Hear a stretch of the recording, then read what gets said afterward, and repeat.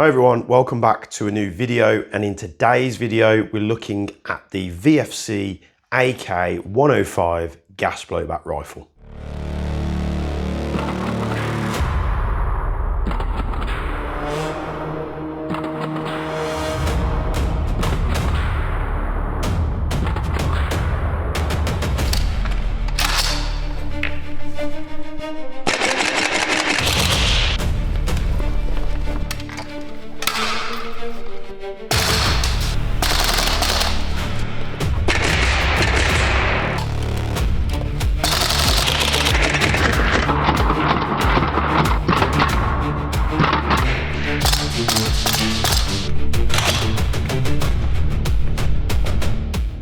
Here we have the VFC AK105. Now, I've got a couple of these VFC AKs, as you might see behind me. We've got the 74U there, and then we've got my AKM just hiding over there, which has got all the tactical modern furniture on it. So this will be my third one. I haven't done a game with any of these guns yet, but I have lent this one out to a friend of mine who runs his own YouTube channel, small channel called Deadman Airsoft. He's a much better player than I am, and I gave this to him one of the nights and he just ran with it and he had an absolute blast. But I've always been a 105 fan and I just had to pick this up. I picked this up at the exact same time when I picked my Wolverine MTW AK up, and it's just been here and I haven't done anything with it yet. So I don't have the box because the box is buried under like 30, 40 boxes under there. So I'm not going to get that out, but in the box you get the gun, you get a magazine, and you normally get like a little bit of plastic which has a manual, speed loader in, stuff like that. So it's very, very straightforward. If you've seen one, you've seen them all. So what is it? It is a gas blowback AK replica from VFC. Like I said, we've looked at the other two before. This is in a 105 format. We'll wait till we get to the top-down camera where we talk about materials and such like that. But this is arguably one of, if not the best gas blowback series that VFC does. They just seem to perform brilliantly on full auto. The gas efficiency is great. The triggers aren't too bad for an AK. They're more realistic, as a lot of people seem to say, but they're actually a really good platform. And I know people like to people tell me, even people on sites where I've been there and I've never met this person in my life, come up to me and say, I hate VFCs. I don't hate VFCs. I've got more VFCs on this wall and that wall and that wall than most people that do video on YouTube. I just have my criticisms of their gas blowbacks, mainly the M4 series. All my SMGs perform absolutely great. We had a couple of little bits and pieces with like the UMP 45, which everyone told me it was grease. It wasn't grease, but I have found the issue with that, which we'll get to in a future video. And there was actually something hindering the performance of that, because I really love that in the Gauntlet when I was doing the CQB house, but when we took it on the range, it was all over the place, but there's a reason for that. So the 105, however, looks absolutely beautiful. I picked it up at the same time, like I say, as my MTW AK, which is loosely based on a 105. And this thing looks absolutely fantastic. It feels great. The magazines, I've always said I've never really ran. I've got a bunch of Marui AKs. I think I've got like 3 or 4 of them. The reason why I don't run the Marui AKs as much as my other stuff is because the magazines being like a 47 style magazine, I just struggle with the pouches and the reloads and stuff. Now the 74 style mags aren't as bad. They're a little bit slimmer, so I can get them in most of my pouches, but it still isn't as easy as putting an M4 mag in there. But these things, honestly, I used to say that there's nothing that could beat the Marui AK, and honestly, and people will have a field day with this, but I honestly think that the VFC AK compared to the Marui AK out the box is better, but they're more expensive, depending on where you're getting them from, because Marui prices are a little bit up and down all over the place. So what we'll do, we'll get to the top-down camera, we'll talk about materials and stuff about this thing, then we'll get back and we'll chrono this thing, see what it's doing, and then we can get into some range tests later on, and we'll shoot it full auto and stuff, because this thing rocks on full auto. The recoil on these things is absolutely fantastic. But let's get to the top down. Let's take a close look at this thing with the magnet. We'll show you what's steel, what isn't, and we'll keep going. New territory for me for saying so much good things about VFCA. Over the years I've been doing videos, I've had countless people sending messages, emails, everything, wanting to know my top-down camera setup. And today I'm going to show you, if you're bothered. If you're not, just skip ahead 20, 30 seconds. But This is the sketchiest, most hillbilly top-down camera setup. And one thing I say about top-down camera setups like this, you don't need to overthink it. If you're still wondering how you can do it, you don't want to do it as bad enough, because this is literally a couple of pieces of wood screwed together, and then a friend of mine just cut a couple of links, a couple of scrap pieces off of MDF, just so this could like slide and get into position. And I've got 2 biro markers on this side, which, because the Samsung cameras, obviously when I film on my phone, the camera's over here, not in the center of the phone. So I put it in here, and I've got a mark on here, which is offset, which usually puts it in the center. But less of that, let's get to talk about this 105. Right, here it is, the AK105 from VFC. Still a bit hoarse, so you have to bear with me with my voice. Slowly coming back, but we're gonna see what is and what isn't steel, because, oh look, did it for me. Base plate of the magazine steel. We're gonna see about materials, so we're gonna go tip to butt here. Flash hider, steel. Outer barrel, steel. The, not sure what this part's called actually, obviously the top cover for the gas and the bolt system, which you've got your handguard pieces attached to, all that is steel. Front sight post, steel. All the gubbins, steel. The rod that normally sits at the bottom of the rifles, I tend to like remove these. If any of you AK boys have got any suggestions in the comments where we can have this sit as it is, the only thing I've thought about is like wrapping it in tape in the middle or something. I want this to be there to look genuine, but I want it to be nice and solid.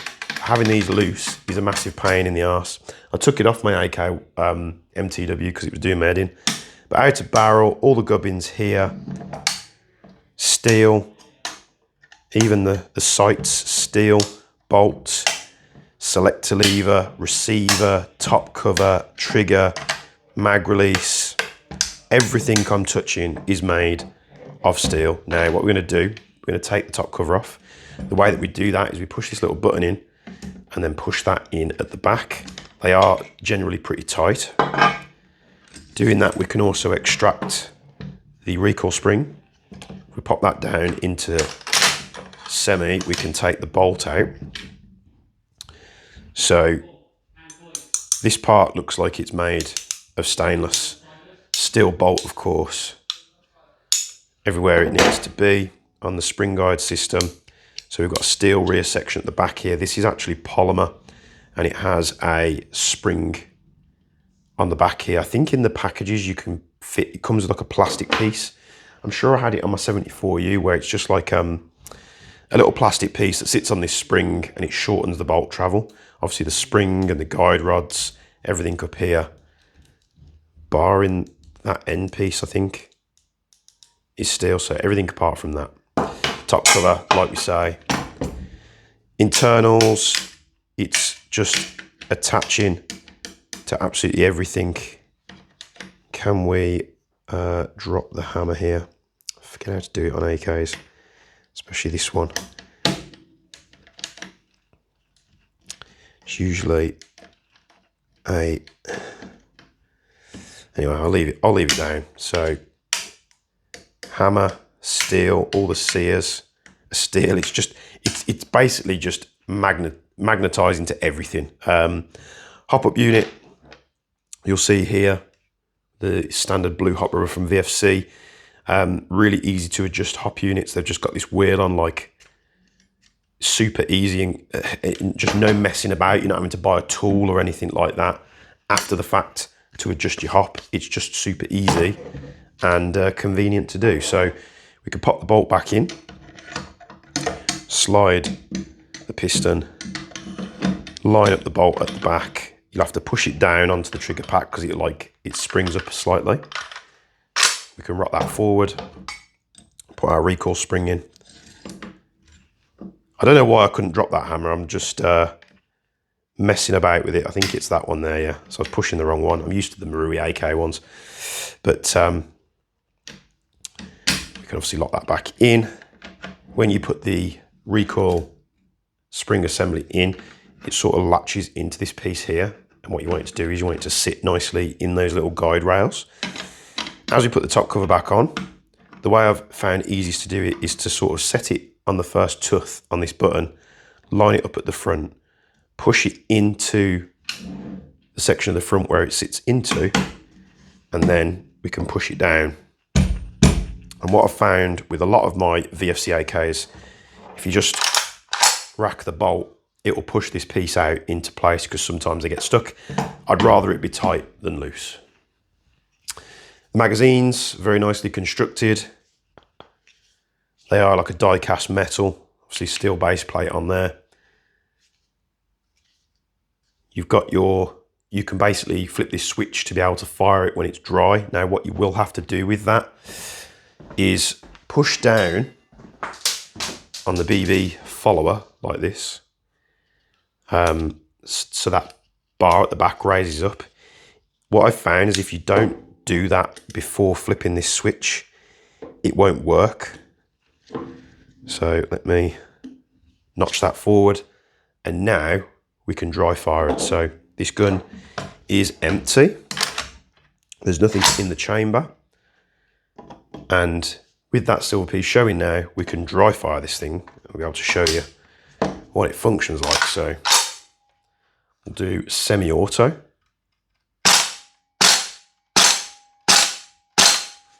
And then we'll do some full auto. So it's not quite locking into the positions on the receiver because we've got this protective sticker, which isn't always the easiest to tear off. See if I can pull it off underneath the selector there. So you'll see like it's left a bit of the sticker. So just peel this off here. It's quite strong glue on these stickers, and then just get it off from the little divot in the receiver, because we don't want that binding up our selector, do we? So in the middle for auto, and here we go. Here is the recoil on this thing.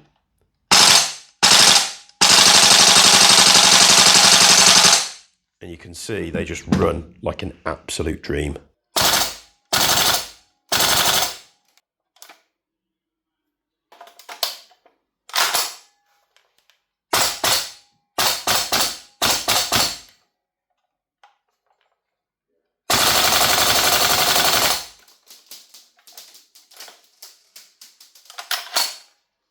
Right, let's get to Chrono in this thing.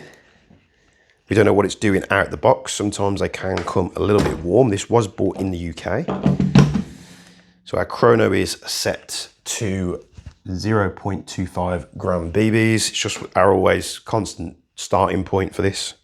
Just going to give these glasses a quick wipe because they're a bit cloudy. There we go, that's better. I can see. Select it all the way down to the bottom for semi. We're going to load this magazine in, which is loaded up with some 0.25. I'm using Rebel Precision 25 tracers. Just, it's a weight and a spec of BB, the tracers especially, that I ended up buying in bulk because I'm always here at HC2 playing on a Thursday night. I was buying so many tracer rounds, just become the norm for me to use. So here we go. 0.943, 0.979, 0.93, and 1.052. So that was the highest number we had there, but we're bang on a jewel. I haven't messed with this since receiving it. I am under the impression that all these guns come with VFC end passes fitted in there, and it does have a black VFC end pass in there. But let's face it, you all want to see my chubby cheeks wobble, and we're going to shoot this thing on full auto. Hopefully I don't smack the mic. But we're just going to dump the mag on auto. Now, disclaimer, before shooting these bits of videos, obviously the bits for the intro where I'm firing it auto, all done on this mag. So I've gassed it up like 3 or 4 times. It is cold, so it's going to be a good test, but I think it's going to do absolutely fine. So here we go. Let's dump the mag on full auto. You're going to hear rounds coming out onto the floor. Catchbox still needs to be modified to try and capture every BB, but we'll get there eventually. So here we go. Full auto with the VFC AK105. And it didn't stop when empty because I forgot to flip that switch back. So What would have happened if I hadn't have forgot to switch that flip the switch back? Probably won't do it now, but that's all you get. You get a dead trigger. Not a dead trigger, but you hear the hammer drop, but nothing happens. I'm going to demonstrate that to you because there's going to be some people that aren't happy that I forgot to do that. So we'll put some, I haven't gassed this mag up again, as it is. The magazines are a bit of a pain to fill. Can't remember if they come with an adapter. I think they do, but the adapters aren't great. Now, the yellow easy loaders that we did for the M4 series for VFCs perfectly fit these AK mags. So we did update the website a while ago. Those yellow adapters fit the AK mags perfectly. So if you're using a Vanguard stuff like I do, just makes it super easy and simple. So here we go. Let's dump another mag and put it to the test. We'll see if it's got enough gas in it after we've shot it like 3 times. Jesus. That's hot. Oh, that's hot. That's hot. So these things are built to do full auto. It again comes back to, I know I am super critical of VFC. I'm super critical of everybody, but people tend to ignore the fact that I'm critical on other brands. And then whenever I say something bad about VFC, they're like jumping into the forums and spreading hate and gossip about me. But why can VFC not get their M4s to be as good, as consistent and happy on full auto as that? Now, in the hot weather, they are fine. What I will say, because we're going to get to the range testing anyway, is shooting their VFC M4s semi and full auto. I've had, you know, the V3s, I've had the KS1, I've now got the MDX. I keep buying these guns. I've never been pleased with the groupings. The groupings always seem all over the place. They're just so sporadic. It's just a very inaccurate system. I haven't shot this 105 yet, but I was here at HC2 a while back, and customers in the shop that I knew, he came in to buy a 105 because they do the tactical version of this as well, where you've basically, do you have a different stock? I can't quite remember if the stock's different, but I think it is. But you get like an M-Lock 4 end and it comes with a beefy kill flash on the end. So he came to pick up one of those, and he basically went onto the range. They've got a 60 meter indoor range at HC2, if you didn't know. You can come down and book that as anybody whenever you want in the week, as long as the games aren't on. Anyway, to my point, he's on the range, he's shooting his 105, he comes down, he knows I haven't fired one yet. He's like, have you fired it yet? I was like, no. Do you want to come fire mine? I was like, well, hell yeah, of course I do. So I head on up there, we jump on the range, I shoot it semi, I shoot it full auto, and the thing is just beaming the 60 target, the 60 meter target at the back. And I looked at him, he looked at me, and we both said, literally at the same time, why can't their M4s do that? It's just like, I wish they could, because if the VFC M4s fired as good as these things do, I would have 10, 15, 20 VFC M4s, because I do like the system. It's just flawed in terms of accuracy and consistency. Everything to the rear of the rifle, how the triggers are, phenomenal. How the recoil is, phenomenal. They just need to get that front end section right. So I'm sure there's mods and stuff that people do in the forums to try and get it made better. There's also loads of different hot rubbers that claim that they fix it. People said, well, you got to put a 4UAD hot rubber in there, it'll fix it. Put a 4UAD hot rubber in there, it fixed nothing. However, I haven't shot the 74U or the AKM on the range, but I have shot this other customer's tactical 105. And my God, if that is the experience with this rifle, I don't know why you would have to do anything to it, why you'd have to mess with the hop or the barrel. It was just so accurate. And I was like, great. I mean, to me, I'm looking at thinking, I'm saving money because I haven't got to go buy a nice barrel, a nice hot rubber. I haven't got to do hot mods. I haven't got to get this, that, the other. If it's that good, I am supremely happy, and I will portray it to you guys. So we're going to get it on the range anyway. We're going to shoot it with all the different weights of BBs, from 3s all the way up to 4.3s. And that might not necessarily be today. For you guys, it will be. For me, it'll probably be a couple of days, because the gas event, by the time this video goes out, the gas event's already happened, but the gas event will be on Friday. This is Tuesday, I think, which During the gas event, I will be using this 105. This is what I'm going to use. All I'm going to do is put a tracer on it, which brings me to the next point, is we can push this pin down on the front here, as at any other AK. We can unscrew this flash hider, and then if I go over to my tool bench and grab an 8mm Allen key, we basically take this, we shove it in the end of this threaded section at the front here, and we turn it clockwise. What this will do, you need to be careful because the bits are going to want to fall out. So like basically the pin with the spring and then this other retaining piece at the gas block, all these parts want to fall off, and as well the rod that goes underneath. I'll probably just remove this, to be honest. It annoys me how much it rattles. Yes, it's not correct, but we basically pull this section off, which is that, with an 8mm Allen key. And then we can put whatever barrel attachments we want on the front here, because it's a 14mm counterclockwise thread. Have I got anything to hand? Probably. Let me take a walk over to this bench over here. Great thing now is I can keep recording and just go grab stuff around the room. So Bifrost BT tracer, and we can just shove our trace unit straight on the front. Use tracers, happy days, which is how I'll be running it. I don't know if I'll be using this specific tracer, but that's how I'll be running it at the gas event. The reason why I wanted to point this out is because we had this issue when Ben borrowed my 74U. I do love a 74U. If we take this flash hider off, we also have the barrel fixture, like on this one. It has an Allen key fitment in there. We probably could get this off. However, look how long the inner barrel sticks out, which means unless we use an extension piece, which we don't want to do, we just want to whack a tracer on the end. There is a way around this because I do have one of those PTS dead air AK tracers.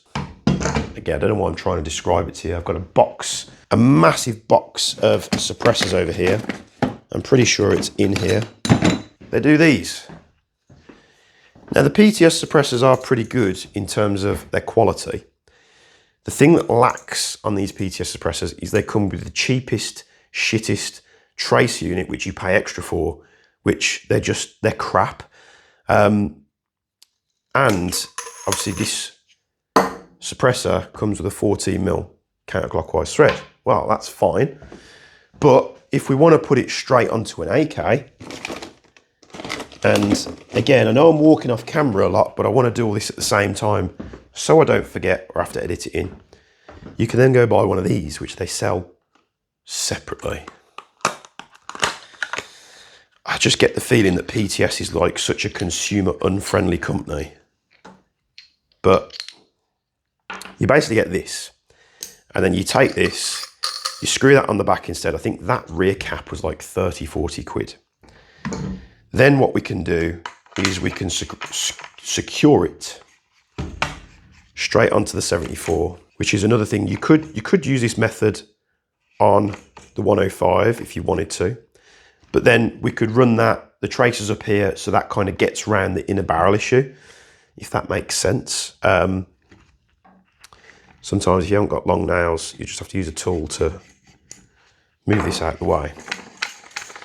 So my point is, we need to use something like that because the barrel sticks out so far that we can't get the tool in to take the thread off anyway. If we could, you know, Rochambeau it off, we've still got the barrel sticking out, and that will block the sensors of the tracer.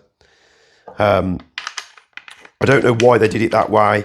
Now, I have looked at the 105 and the AKM that I've got over there. That doesn't have it, it's just this one that has it. And I imagine they've done it to extend the inner barrel to the end here for whatever reason.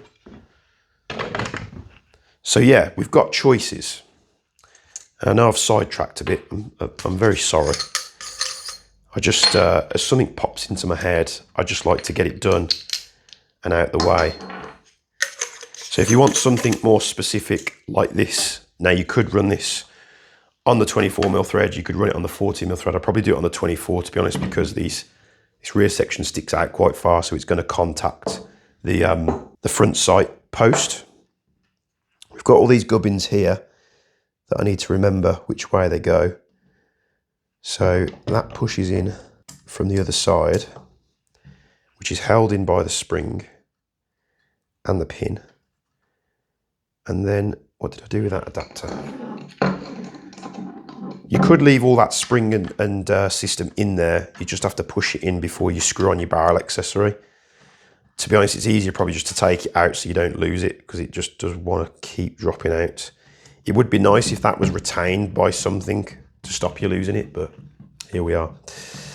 So much easier for you to get your barrel accessories on. Now the 105 Tactical, I wasn't buying both of them, which is why I bought this one, because I much prefer the aesthetic of like the normal 105 without the M-lock hang on, because I've got that one for the modern-ish bits, because I wasn't a massive fan of how the AKM looked. Put the flash hider back on here real quick.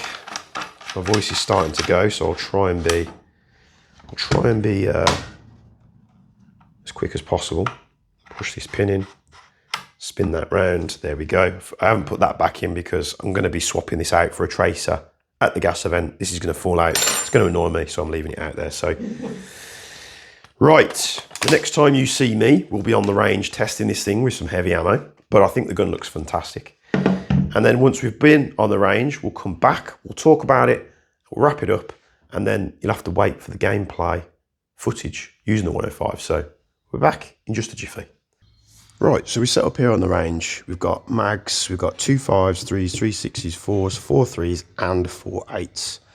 So we're going to get straight into it. We're going to start with the 2 5, which we didn't do in the last test, but we're just going to see how it performs with slightly lighter ammo. So we're set to 1 joule on a .25, and we're going to see what happens. So shoot at the backboard first. Got big right hooks. Trying to hold the rifle as flat as possible. So with hop off, we've got overhop on 2 5s, but it's very usable. It's not too bad.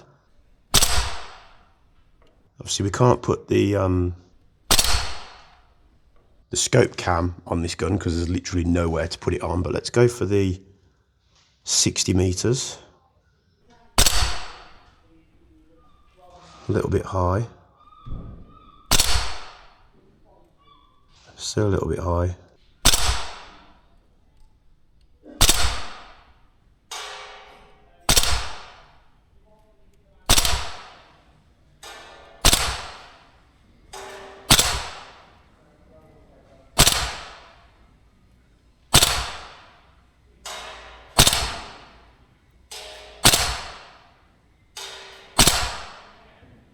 So we can hit a target at 60 meters with a 2.5, which is phenomenal. That's got no hop on whatsoever.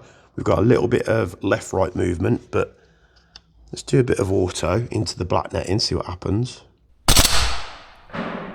So those 2 rounds were within like 12 inches of each other. It's quite remarkable.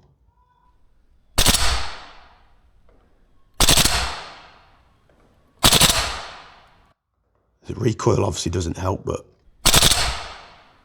every round's hopping just as good as the last.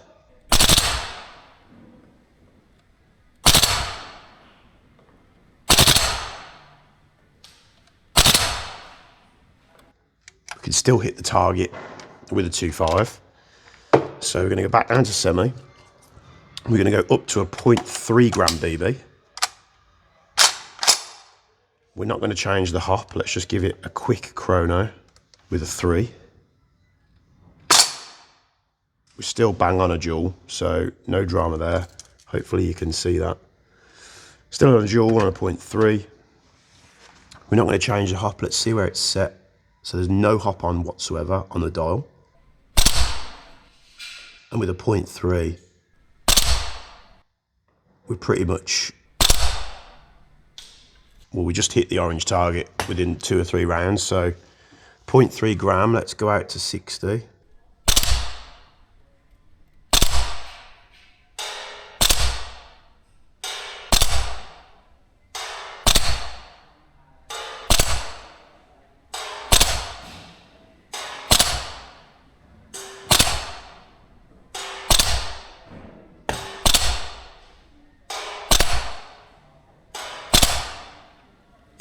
So with a 0.3 at 60 meters with no hop added whatsoever, we're not missing, which is phenomenal. So we've still got plenty of adjustment. Let's see if we can put a burst into the 60.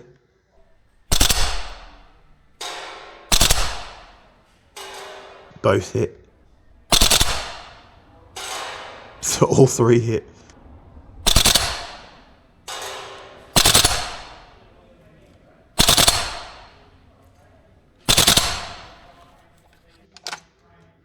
So we are empty. So threes, no drama, performance is phenomenal. We're going to go up to a 3.6. Let's set the chrono to a 3.6. What we're chronoing at. We're still at 1 joule on a 3.6, so we're not getting massive amounts of joule creep. So we'll see if we need to change the hop. I imagine we will. So yeah, we're at the stage with a 3.6 where we need to add some hop on. Let's give that a go.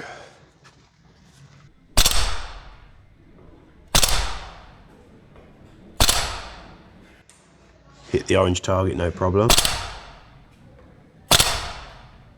Hit it again. 3.6, little bit of hop on. Flight path's nice and straight. I'm using irons. Let's go out to the 60.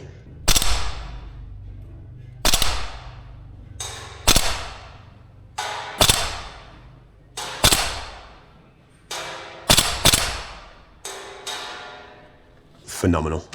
It's just getting better with heavy ammo, which is kind of expected, but let's see if we can put a burst on an auto. The hop did die off there a little bit.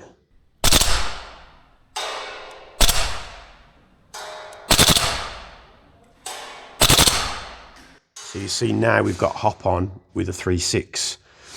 The first round that comes out an auto flies perfectly fine, but the ones that follow it after that have got like very little hop on. So that was much better.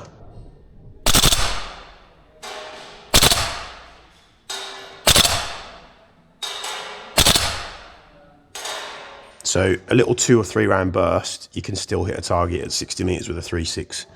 I'm going to dump the rest of the mag into that close target, which is the orange man-sized target just near the bus. And at that range, you're really not missing. So we'll go back down to semi-auto. We're going to put a little bit more hop on. And we're going to load in a 0.4 gram. Let's set the chrono up to a 4. So we've got a little bit of dual creep there, but we did add a little bit more hop. So we're at 1.15. The first shot was 1.14. So let's see if we can hit that orange target as usual.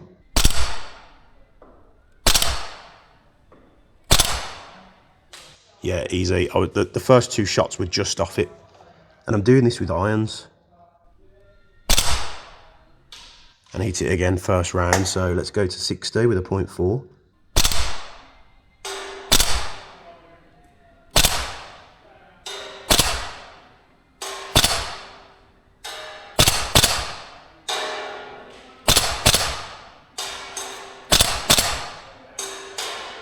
.4's no drama for this thing. Can we do a burst of auto with a 4 on the 60?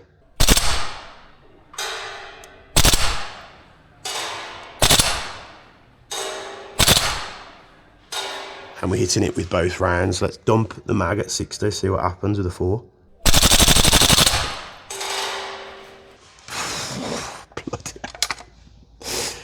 That is remarkable. A lot of people say that the AKs are the best thing that VFCs do, and I completely agree. So we're going to put a little bit more hop on preemptively because we're now going to go up to a 4.3. So we'll go up to a 4.3 on the chrono. We're probably going to have a bit more jaw creep. 1.24, 1.09, 0.92, 0.83. So for some reason the power's dropping on that on a 0.43, but let's see what we can do. Let's go for that orange target as usual. So we need a little bit more hop on it. Let's try it again.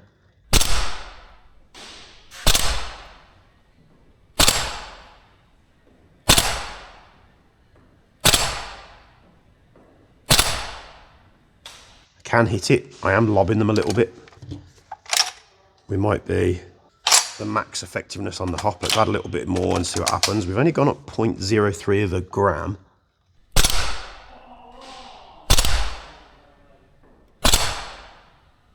There we go, a little bit better. Let's go to the 60 with a 4.3.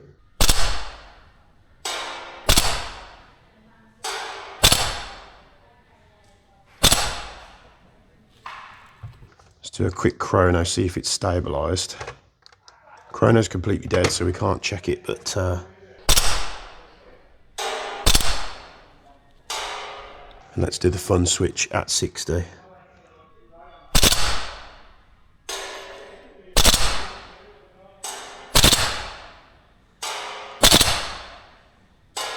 So difficult with the recoil to keep it straight. There you go, double hit. Let's dump the mag. So we can full auto with a 0.43 at 60 meters and hit most of the shots. Here comes the real test. So we're going to go up to a 4.8. Now a bit more hop. I can't chrono it because for some reason that chrono won't turn on. Let's see if we can hit the orange target.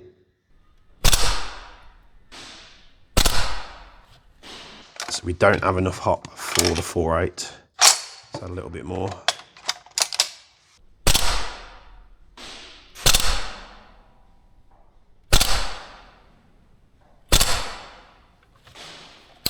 Yeah, we've still got not enough hop, so a 4.3 might be the limit for this hop unit as standard.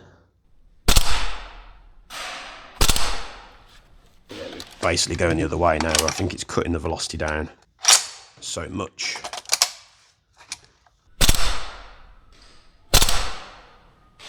Yeah, without lobbing it in, we can't hit the back wall with a 4.8.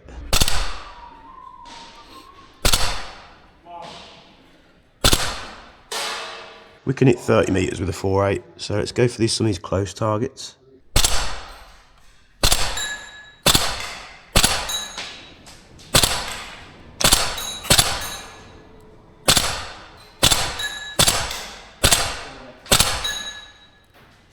And let's dump the mag. What can we aim for?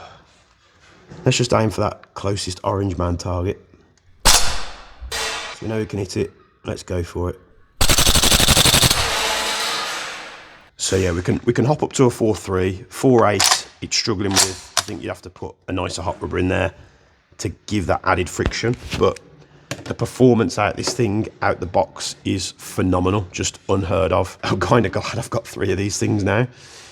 So out the box, hop wise, you've got much better performance than a Marui as standard. Now you can get Maruis to do it. We've had Maruis shooting 4.8s at a duel, hitting 60 plus meters, but we've obviously heavily upgraded them. So performance is phenomenal out this AK105. I can't wait to use it. I think your happy medium on the ammo is a 0.4, especially at our limits here in the UK. 3.6s if you don't want to go to it. I mean, 4.8s is a sniper weight, so they're so expensive anyway, you probably wouldn't be running them. But if you're outdoors, 0.4s. If you're indoors, as we showed with the 2.5s, you've got a little bit of overhop, but it's sort of like, it only comes into effect at like 40, 45 meters. So if you play indoor CQB and you want to use one of these VFC AKs with 2.5s like ammo, you'll be absolutely fine. So phenomenal results. The gun's phenomenal. Let's get back into the studio and we'll wrap this video up because there's not much more left to say. So there you have it. Hopefully that did something for you. I've got a bunch of mags for these things now because I originally bought the 74U. I wanted the plum mags to go with that, so I bought a bunch of plum mags, which were hard to find at the time. These things aren't cheap. So I bought a bunch of plum mags. And then I actually had a viewer contact me down at the old HC2 site, and he offered me this AKM, which I didn't have, for a steal that came with a bunch of mags. It came with all the stuff like in the box.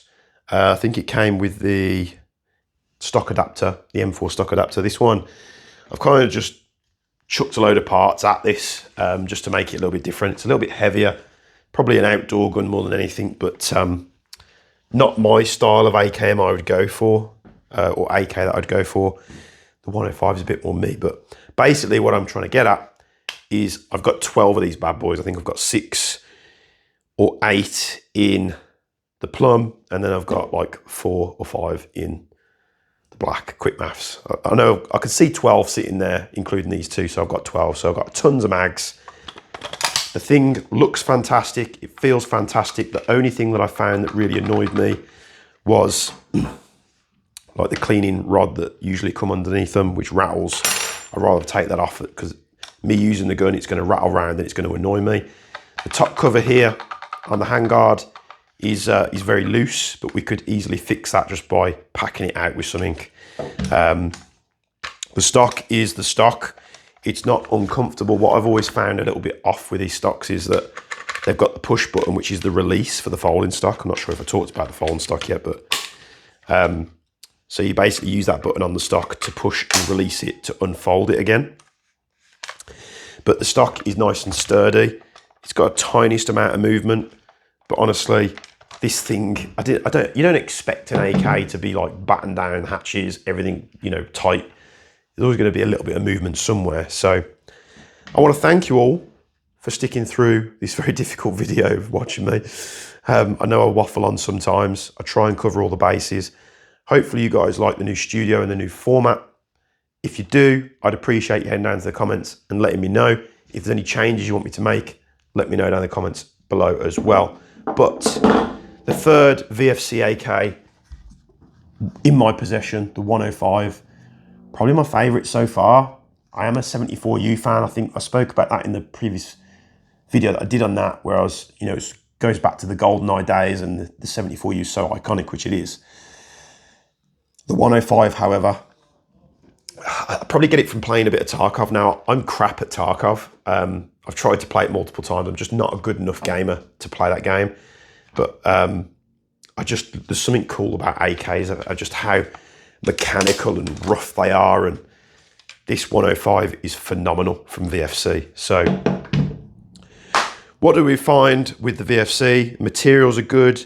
Feels good to shoot, heavy recoil, the mags are really gas efficient, it comes with an MPAS in the box, everything's pretty much made of steel. Your AK boys are gonna love it, your gas blowback boys are gonna love it. If you're looking at getting a gas AK now, I think if you can afford the extra expense, I would probably push people into a VFC more than a Marui now. Not to say that the Marui's bad, the Marui's are a great system. However, you know, to get them to hop heavy BBs out the box, you've got to put like either nubs in or, you know, the hop arms that we do. They also come hot, so you need MPASs and stuff to downgrade them, which you're not getting out the box. Fortunately, it's something that we do. Where this, you can just buy the gun, buy the mags, feed it with gas and ammo, and happy days. So thank you all for sticking with me for so long in this video. Hope you like it. Like the video, subscribe to the channel if you want to see more. But from me and the new studio and the new bench, thank you very much for watching, and we'll see you in the next one.